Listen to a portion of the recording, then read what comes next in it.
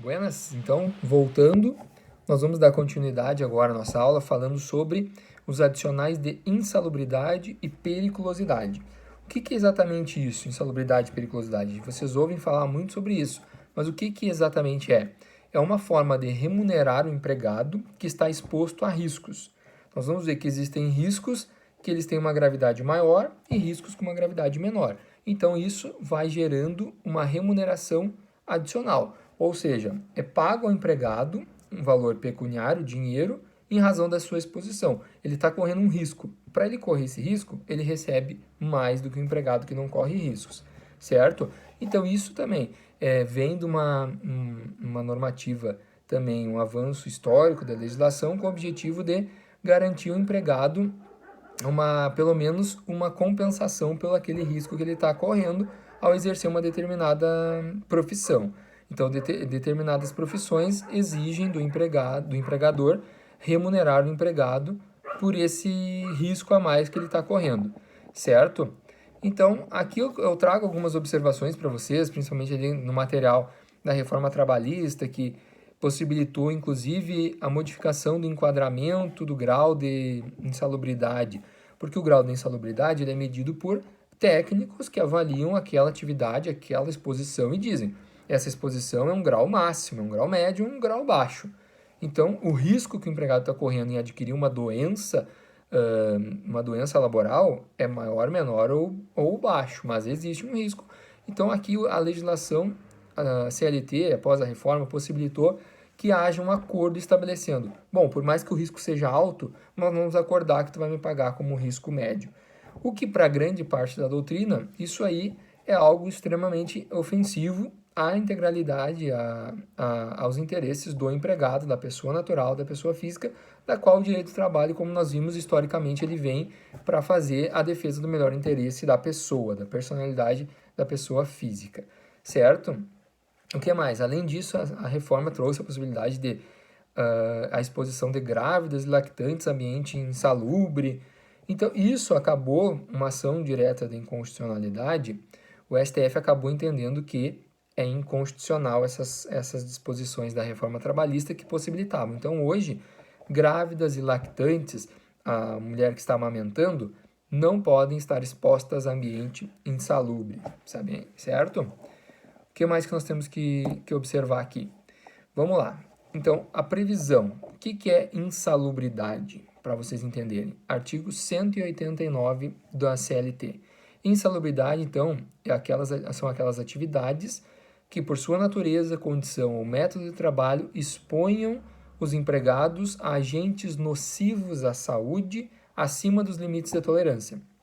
Então, toda atividade, em regra, ela acaba gerando um certo risco, em razão de ser atividades repetitivas ou até mesmo expostas a alguns agentes, pode gerar algum risco. Mas existem algumas profissões que o risco extrapola o limite de tolerância. O que isso quer dizer? Que o empregado que ficar exposto àquilo, certamente, sem nenhuma proteção, certamente ele vai adquirir algum prejuízo à sua saúde. Uma exposição, dependendo do tempo ou se tem ou não alguma proteção, vai ter um grau maior ou menor de danos. O que isso, então, quem define isso? Ministério do Trabalho, então, estabelece ele enquadra quais atividades são ou não insalubres. Nós já vamos falar um pouquinho sobre isso. E aqui, o que nós temos que observar? Bom, identificamos que aquela atividade ela tem um grau de risco, ela tem, então, a necessidade de ser remunerada com adicional de insalubridade. Qual vai ser esse percentual? Quanto que nós vamos pagar de insalubridade? Vai depender do grau do risco. Então, o grau máximo remunera com 40% sobre o salário mínimo. O grau médio, 20%, e o grau mínimo, o mínimo baixo, é apenas 10% a mais. Então, aqui observe a regra então, sobre o salário mínimo. Pode haver algumas convenções que acabem alterando para a remuneração básica, mas a regra, então, sobre o salário mínimo da região. São consideradas atividades perigosas, por sua vez, aquelas que expõem o empregado a um risco maior. Observe o seguinte, eu falei, nós já vamos ver algumas hipóteses de insalubridade, mas é aquele ambiente, por exemplo, um ambiente que tem um ruído elevado. Eu preciso usar um protetor auditivo para que evite, então, de eu ter um problema de audição. Mas se eu ficar muito tempo exposto, eu vou acabar adquirindo algum problema. Mas é ao longo do tempo. Já as atividades perigosas são aquelas que podem ocorrer existe o dano de ocorrer um acidente, de ocorrer uma lesão, e essa lesão vai ser grave e por vezes fatal. Nós podemos trazer, então, como a legislação estabelece, aquelas atividades que estão presentes materiais inflamáveis, explosivos, energia elétrica, exposto a situações de roubo ou violência física, por exemplo, um vigilante, e ainda foi reconhecido também a hipótese do telemoto, motociclista, mototaxista, teleentrega, também, em razão da utilização da motocicleta como instrumento de trabalho, também gera uma periculosidade para esse trabalhador, em razão da grande quantidade de acidentes, inclusive acidentes fatais ou que geram lesões permanentes aos empregados, motociclistas. E qual vai ser a remuneração da periculosidade? Nós já vimos, então, que a periculosidade ela é mais grave. Ela é um dano, pode gerar um dano maior, mais sério. Um posto de combustível, o frentista está ali exposto. Chega a ter ele é um material inflamável, o combustível, a gasolina, o diesel. Chega a ter uma explosão, o risco dele ter um acidente, inclusive fatal, é muito maior do que alguém que trabalha num ambiente que tem um barulho elevado. O barulho pode gerar um problema auditivo, mas ao longo de bastante tempo exposto àquela situação, aquele risco, certo? Então, o que nós temos que falar um pouquinho mais? Insalubridade. Quando falou de insalubridade, nós temos que observar a NR15. O que é NR? Norma Regulamentadora número 15. Que essa norma regulamentadora, ela traz todas as hipóteses que são consideradas insalubres. Todas as situações de insalubridade estão previstas na norma regulamentadora 15, NR15.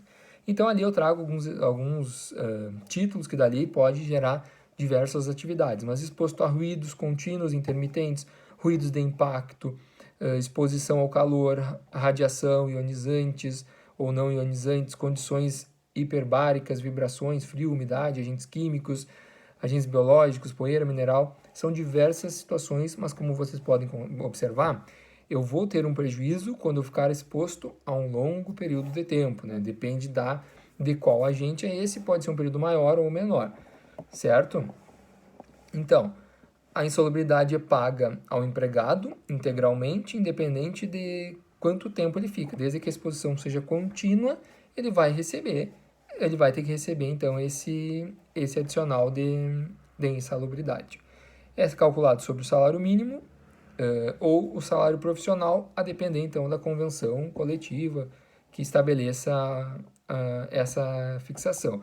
Eu coloquei para vocês ali um exemplo, técnico em radiologia, o adicional de insalubridade é 40% sobre o piso salarial da categoria. Já tem uma pré-fixação legal que estabeleceu isso, certo?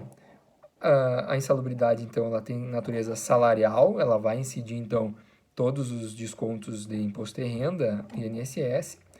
As horas extras devem ser calculadas observando também a insalubridade. As férias também, caso ele tenha um período de exposição contínuo também. E o uso de EPIs, equipamentos de proteção individual, que a legislação estabelece, as normas regulamentadoras estabelecem quais atividades são insalubres e também estabelece quais os equipamentos de proteção que devem ser observados. Eu falei para vocês, protetor auricular para um ambiente que esteja com ruídos elevados. Caso eu utilizando esses protetores, o ruído seja num nível baixo e acabe sanando, reduzir ou eliminando totalmente, não tem nenhum risco para o empregado, o empregador não precisa remunerar, então, com insalubridade. Essa remuneração vai ser quando o mesmo utilizando os EPIs não seja capaz de sanar totalmente o risco daquela exposição, certo? E a periculosidade, como eu falei, então, aquelas atividades que têm um risco maior, que quando ocorre pode gerar a morte instantânea do empregado. Um acidente, um roubo, um vigilante lá pode, num combate, pode levar um tiro, ter um ferimento e acabar falecendo naquele momento. Então o risco é maior. diferente da insalubridade, que existe um risco, mas ele é ao longo do tempo, certo?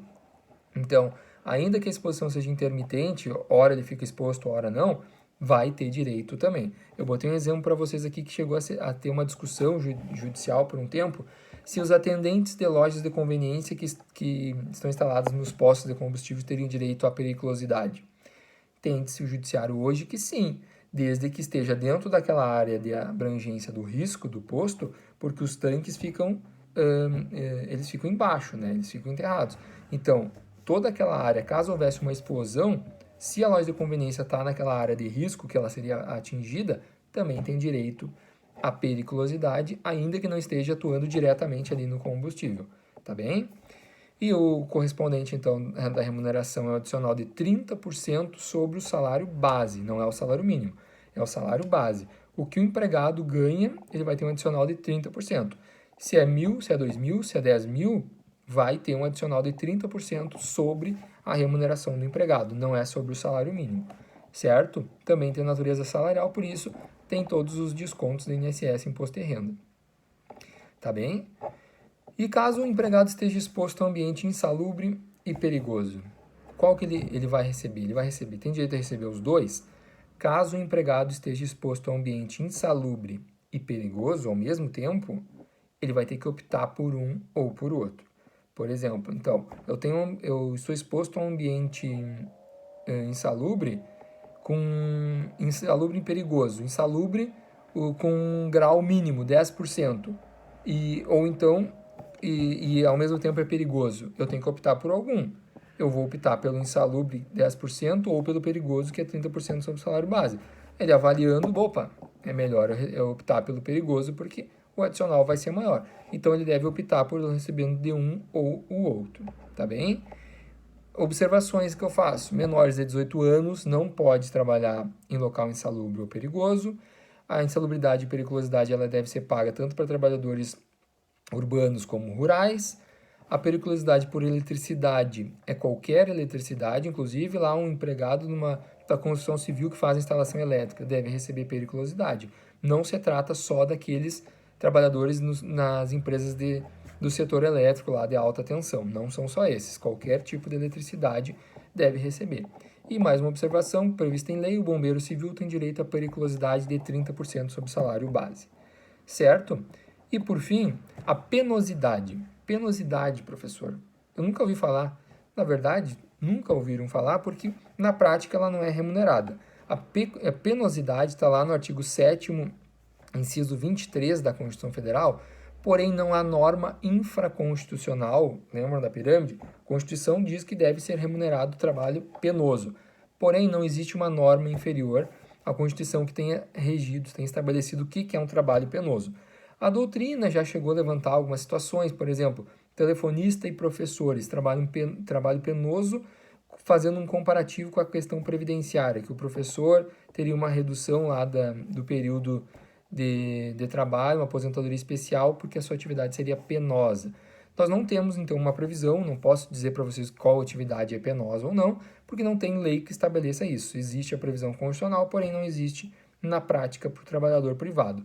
Existe a Lei 8.112/90, que o artigo 71 fala de trabalho penoso para o serviço público, que daí aqui é destinado àqueles trabalhadores de zona de fronteira e localidades cuja a condição de vida justifiquem essa penosidade. Um local muito ermo e tal, com dificuldades, ele teria um adicional de penosidade. Do contrário, então, não tem previsão. Existe a insalubridade, periculosidade e a penosidade, mas a penosidade não tem previsão legal, certo? E na última parte do material que eu enviei para vocês, eu botei alguns enquadramentos. Aqueles enquadramentos, laudo técnico de condições ambientais de trabalho, programa de prevenção de risco ambiental, programa de controle médico de saúde ocupacional, programa de gerenciamento de riscos e perfil profissiográfico previdenciário.